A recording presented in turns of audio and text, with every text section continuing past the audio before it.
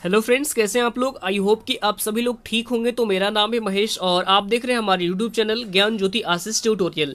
तो दोस्तों आज है 22 नवंबर 2020 और 22 नवंबर 2020 से जितने भी करंट अफेयर के क्वेश्चन बन सकते हैं हम सारे इस वीडियो में कवर करने वाले हैं और सभी क्वेश्चन से रिलेटेड एक्स्ट्रा फैक्ट भी जानेंगे। तो सारे क्वेश्चन इंपॉर्टेंट है, इसलिए वीडियो को अंत तक जरूर देखिएगा। और इस वीडियो की पूरी पीडीएफ फाइल हमारे इस वीडियो के डिस्क्रिप्शन बॉक्स में टेलीग्राम और इंस्टाग्राम दोनों का लिंक दे दिया गया है। तो सबसे पहले आपको क्या करना होगा, टेलीग्राम चैनल ज्वाइन करना है और वहां से सारी वीडियो पीडीएफ फाइल को डाउनलोड कर सकते हैं। ठीक है, तो चलिए शुरू करते हैं। और वीडियो को शुरू करने से पहले मैं आपको यही बता दूं कि आशीष सर का क्लास अनअकैडमी पर शाम 7 बजे फिजिक्स का स्पेशल क्लास स्टार्ट हो गया है।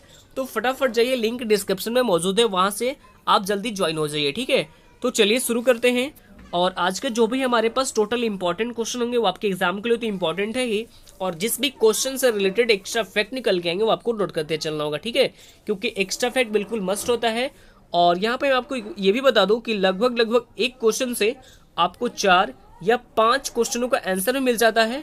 तो एक्स्ट्रा फैक्ट्स पर फोकस बनाए रखने के साथ साथ आपको क्वेश्चन के ऊपर भी फोकस बनाए रखना है। ठीक है, तो चलिए शुरू करते हैं। और यहाँ पर देखेंगे पहला क्वेश्चन आप लोगों के स्क्रीन के ऊपर ये है। पहला क्वेश्चन ये कि हाल ही में फिक्शन के लिए 2020 बुकर पुरस्कार किसने जीता है। तो अभी हाल ही में जीत लिया है डगलस स्टुअर्ट ने। किसने जीता है? डगलस स्टुअर्ट ने अभी हाल ही में जीत लिया है। ठीक है, जो कि एक स्कॉटिश लेखक है, मतलब कि ये स्कॉटलैंड से बिलोंग करते हैं और इन्होंने अपने उपन्यास शगी बैन के लिए ये अवार्ड जीता है। और ये अवार्ड जीतने वाले ये दूसरे यानी स्कॉटलैंड के दूसरे लेखक बन गए हैं। और इनसे पहले कौन थे? तो इनसे पहले हैं जेम्स केलमैन। इनसे पहले है जो इन्हें पहले इस अवार्ड से यानी इस बुकर अवार्ड से सम्मानित किया जा चुका है। कब किया गया है? तो ये 1994 में ही इन्हें सम्मानित किया जा चुका है। ठीक है, तो ये भी आपको यहाँ पे याद रखना होगा। अब आगे बढ़ते हैं, हमारे पास सेकेंड नंबर प्रश्न संख्या सेकंड आपके स्क्रीन को ऊपर है कि हाल ही में पोषित परिवार सुपोषित प्रदेश अभियान की शुरुआत किसने की है। तो देखिए, इसकी शुरुआत अभी हाल ही में की गई है मध्य प्रदेश गवर्नमेंट के द्वारा। किसके द्वारा? मध्य प्रदेश गवर्नमेंट के द्वारा की गई है। ठीक है, और इस अभियान के अंतर्गत यानी अति गंभीर कुपोषित बच्चों के परिवारों को प्रोत्साहन राशि प्रदान की जाएगी। और ये कुपोषण होता क्या है? तो जब शरीर में पर्याप्त पोषण तत्व नहीं मिल पाता है तब व्यक्ति कुपोषित का शिकार हो जाता है। और यही है कि प्रदेश में जो भी बच्चे हैं यानी जितने भी बच्चे के परिवार हैं उन परिवारों को प्रोत्साहन राशि प्रदान करेगी मध्य प्रदेश गवर्नमेंट। तो सबसे पहले हम यहाँ पे डिस्कस करेंगे मध्य प्रदेश के बारे में। तो राजधानी क्या है? मध्य प्रदेश की राजधानी है भोपाल। मुख्यमंत्री कौन है? तो ये है शिवराज सिंह चौहान, जो मध्य प्रदेश की चौथी बार मुख्यमंत्री बनाए गए हैं। जबकि राज्यपाल ये है आनंदीबेन पटेल। कौन है? आनंदीबेन पटेल, जो राज्यपाल है मध्य प्रदेश की। वैसे तो ये उत्तर प्रदेश की राज्यपाल है, लेकिन ये मध्य प्रदेश राज्य का भी एडिशनल चार्ज संभाल रही हैं आनंदीबेन पटेल। तो ये भी आपको यहाँ पे याद रखना होगा। अब आगे बढ़ते हैं, हमारे पास थर्ड नंबर प्रश्न संख्या थर्ड आपके स्क्रीन को ऊपर ये है कि हाल ही में किस देश के सांसदों ने ग्लोबल वार्मिंग से निपटने के लिए जलवायु आपातकाल की घोषणा की है। तो ऐसी घोषणा अभी हाल ही में की गई है जापान के सांसदों के द्वारा। किसके द्वारा? जापान के सांसदों के द्वारा। अब यहाँ पे हम बात कर लेते हैं सबसे पहले जापान के बारे में। तो जापान की राजधानी यानी कैपिटल क्या है? कैपिटल है टोक्यो। जापान की कैपिटल क्या है? टोक्यो। और जापान की करेंसी क्या है? ये है जापान येन है। क्या है? जापान येन, ये जापान की करेंसी है। जबकि प्राइम मिनिस्टर योशिहिदे सुगा, इनका नाम भी आपको याद रखना होगा। अक्सर एग्जाम में प्राइम मिनिस्टर या प्रेसिडेंट से भी सवाल पूछे जा रहे हैं और वैसे भी राज्य राजधानी से भी सवाल आपके एग्जाम में राइज किए जा रहे हैं। तो ये आपको बिल्कुल ध्यान रखना होगा। अब आगे बढ़ते हैं, हमारे पास 4 नंबर प्रश्न संख्या 4 आपके स्क्रीन को ऊपर है कि हाल ही में लोकतंत्र के स्वर नामक पुस्तक का विमोचन किसने किया है। तो ये किताब अभी हाल ही में लॉन्च किया गया है रक्षा मंत्री राजनाथ सिंह जी के द्वारा। किसके द्वारा? रक्षा मंत्री राजनाथ सिंह जी के द्वारा ये अभी हाल ही में इसको लॉन्च किया गया है। तो सबसे पहले हम यहाँ पे बात करेंगे आज रक्षा मंत्री यानी राजनाथ सिंह जी के बारे में। किसके बारे में? राजनाथ सिंह जी के बारे में। तो इनका निर्वाचन क्षेत्र ये क्या है? लखनऊ। निर्वाचन क्षेत्र कहाँ है इनका? लखनऊ यानी उत्तर प्रदेश में। और लखनऊ जो कि गोमती नदी के किनारे बसा हुआ है और इसी लखनऊ के चारबाग रेलवे स्टेशन से भारत का पहला हेल्थ एटीएम भी लॉन्च किया गया है। भारत का पहला हेल्थ एटीएम भी लॉन्च किया गया है उत्तर प्रदेश के लखनऊ के चारबाग रेलवे स्टेशन से। ये भी आपको यहाँ पे याद रखना होगा। अब आगे बढ़ते हैं, हमारे पास 5 नंबर प्रश्न। प्रश्न संख्या 5 आपके स्क्रीन के ऊपर ये है कि हाल ही में 21 नवंबर को कौन सा दिवस मनाया गया है। तो देखिए 21 नवंबर को वर्ल्ड टेलीविजन डे और वर्ल्ड फिशर्स डे और वर्ल्ड दूरदर्शन डे, यानी इन तीनों ही डे को मनाया गया है 21 नवंबर को। यानी यहाँ पे इस क्वेश्चन का राइट आंसर क्या हो जाएगा, ऑप्शन नंबर डी हो जाएगा। ठीक है, यानी ये सभी डे मनाया गया है 21 नवंबर को, तो ये आपको यहाँ पे याद रखना होगा। अब आगे बढ़ते हैं, हमारे पास 6 नंबर प्रश्न। प्रश्न संख्या 6 आपके स्क्रीन के ऊपर ये कि हाल ही में वर्ल्ड बैंक ने किस राज्य में कनेक्टिविटी सुधार के लिए 120 मिलियन डॉलर की परियोजना का हस्ताक्षर किए गए हैं। तो देखिए ये हस्ताक्षर किए गए हैं मेघालय के लिए। किसके लिए? मेघालय के लिए किए गए हैं। यानी इस क्वेश्चन का राइट आंसर क्या हो जाएगा, ऑप्शन नंबर बी हो जाएगा। किसके लिए? मेघालय के लिए किया गया है। मतलब कि मेघालय में कनेक्टिविटी सुधार के लिए 120 मिलियन डॉलर की परियोजनाओं पर हस्ताक्षर किए गए हैं वर्ल्ड बैंक के साथ। किसके साथ? वर्ल्ड बैंक के साथ किया गया है। यदि यहाँ पे हम बात करते हैं सबसे पहले मेघालय के बारे में, तो राजधानी क्या है? मेघालय की राजधानी है शिलोंग। कहाँ है? मेघालय की राजधानी शिलोंग है और मुख्यमंत्री है कनरॉड संगमा, जबकि राज्यपाल ये अभी हाल ही में बने हैं सत्यपाल मलिक। कौन बने हैं? सत्यपाल मलिक बने हैं। अब यहाँ पे हम डिस्कस करेंगे किसके बारे में? वर्ल्ड बैंक के बारे में। ठीक है, वर्ल्ड बैंक के बारे में डिस्कस कर लेते हैं। तो देखिए इसकी स्थापना हुई थी 1944 में। वर्ल्ड बैंक की स्थापना 1944 में इसकी स्थापना की गई थी, लेकिन इसका संचालन ये हुआ था 1945 में। कब हुआ था? संचालन इसका 1945 में हुआ था और इसका हेडक्वार्टर वाशिंगटन डीसी में स्थित है। और प्रेजेंट टाइम में जो इसके अध्यक्ष हैं ये हैं डेविड मलपास, जो कि 13वें क्रम के प्रेसिडेंट भी हैं। ये आपको याद रखना होगा और ये अमेरिका से बिलोंग करते हैं। डेविड मलपास कहाँ से बिलोंग करते हैं? अमेरिका से बिलोंग करते हैं। आगे बढ़ते हैं, हमारे पास 7 नंबर प्रश्न।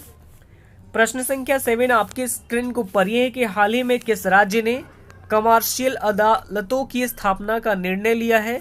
तो ये भी क्वेश्चन आपके एग्जाम के लिए बिल्कुल इंपॉर्टेंट क्वेश्चन है। ठीक है, ये राज्य की बात की जा रही है, तो और भी यहाँ पे हम कुछ चर्चे में बात करेंगे।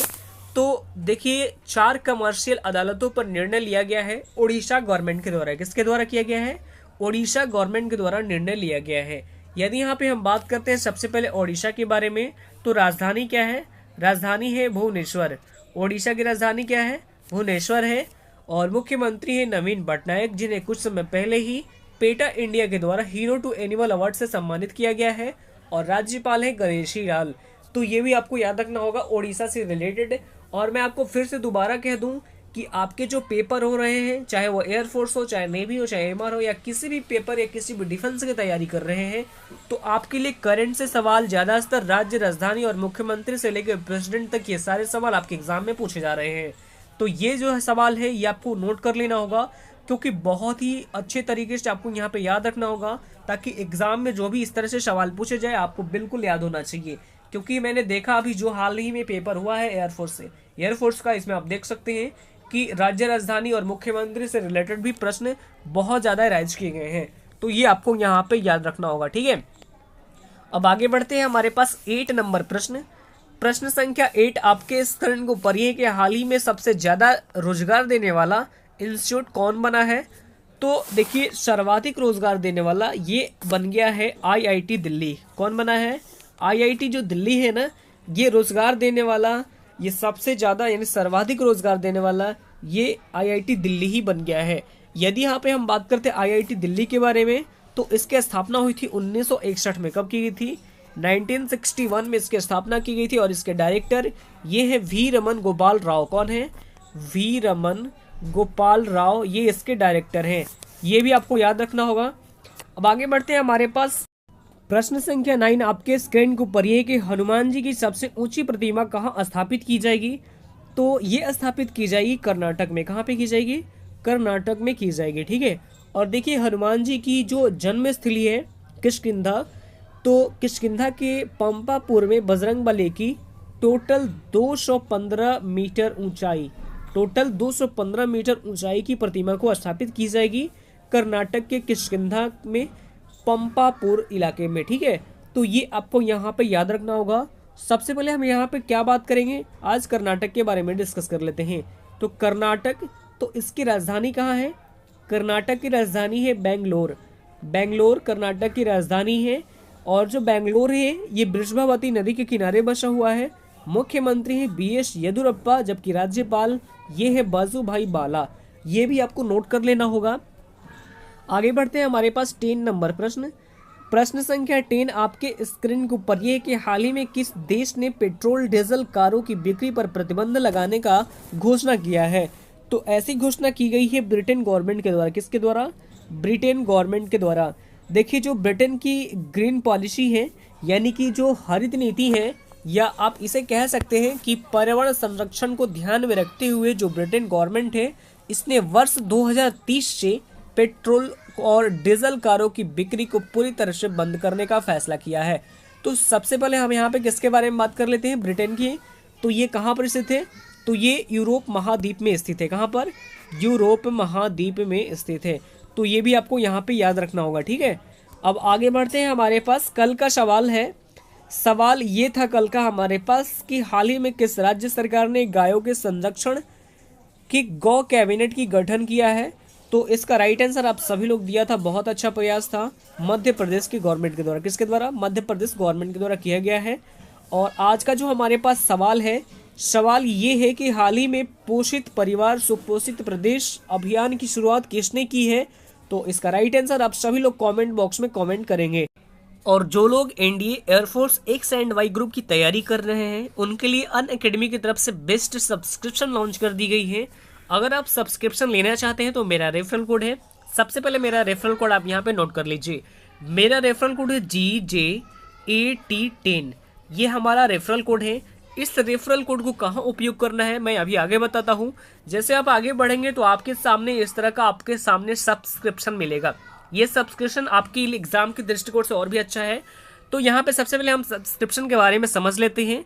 जैसे यहाँ पे अगर 12 मंथ का सब्सक्रिप्शन लेना चाहेंगे तो ये आपको 8,000 पड़ रहा है, ठीक है। अगर 6 मंथ का लेना चाहेंगे तो ये 6,400 रुपये पड़ रहा है। अगर 3 मंथ का लेना चाहेंगे तो ये कोर्स आपको 4,000 का पड़ रहा है। अगर 1 मंथ का लेना चाहेंगे तो ये कोर्स आपको 1,600 रुपये में पड़ रहा है, ठीक है। तो यहाँ पे मैं आपको ये बता दूं कि अगर आप सब्सक्रिप्शन लेना चाहते हैं तो सबसे पहले आपको मेरा रेफरल कोड आपको याद होना चाहिए। मेरा रेफरल कोड आप नोट कर सकते हैं, GJAT10। ये हमारा रेफरल कोड है। और इस रेफरल कोड को यहाँ पे आपको जैसे आपको एंटर करेंगे और आगे में यहाँ पे प्रोसेस टू पे करेंगे ना, तो आपको यहाँ पे 10% का डिस्काउंट मिल जाएगा। कितने परसेंट का? 10% का डिस्काउंट मिल जाएगा, ठीक है। जैसे यहाँ पे आप देख सकते हैं नीचे में हम जैसे ही प्रोसेस टू पे किया था तो आपको यहाँ पे कितने परसेंट का? 10% का डिस्काउंट मिल चुका है। जैसे मैंने आपको बताया था कि 12 मंथ का ये कोर्स 8,000 का था, तो आपको यहाँ पे 7200 मिल रहा है। 6 मंथ का लेना चाहेंगे तो ये कोर्स 6,400 रुपये का था, ये आपको 5,760 रुपये मिल जा रहा है, ठीक है। अगर 3 मंथ का लेना चाहेंगे तो ये कोर्स 4,000 का आपको 3,600 मिल रहा है। अगर 1 मंथ का लेना चाहेंगे तो ये कोर्स 1,600 का आपको 1,440 में मिल रहा है। तो ये आपको लेना है सब्सक्रिप्शन, तो आपको सबसे पहले रेफरल कोड यहाँ पे एंटर करना है और प्रोसेस टू पे करेंगे तो आपको यहाँ पे 10% का डिस्काउंट मिल जाएगा, ठीक है। तो यहाँ पे सब्सक्रिप्शन लेने के साथ साथ आपके और भी फैसिलिटीज यहाँ पे मिल सकती हैं। जैसे यहाँ पे आपको डेली लाइव क्लासेस मिलेगी और लाइव टेस्ट एंड क्विज, ये सब आपको मिलेंगे, ठीक है। अनलिमिटेड एक्सेस, ये सारे चीज आपको यहाँ पे मिलते हैं, ठीक है। सब्सक्रिप्शन लेने के बाद यहाँ पे डेली लाइव क्लास ले सकते हैं। बहुत अच्छे अच्छे यहाँ पे टीचर भी हैं। जैसे यहाँ पे देख सकते हैं, ये कौन है? ये रामस्वरूप जैनी सर जी हैं, मयंक चतुर्वेदी सर हैं, और भी हमारे पास यहाँ पे टीचर जो आपको गाइड करेंगे, ठीक है। तो आप सब्सक्रिप्शन जैसे ही लेते हैं तो आपको ये सारी फैसिलिटी आपको इसमें मिलती रहेगी, ठीक है। तो चलिए फिर मिलते हैं नेक्स्ट वीडियो में, तब तक के लिए bye bye, take care, all the best, thank you.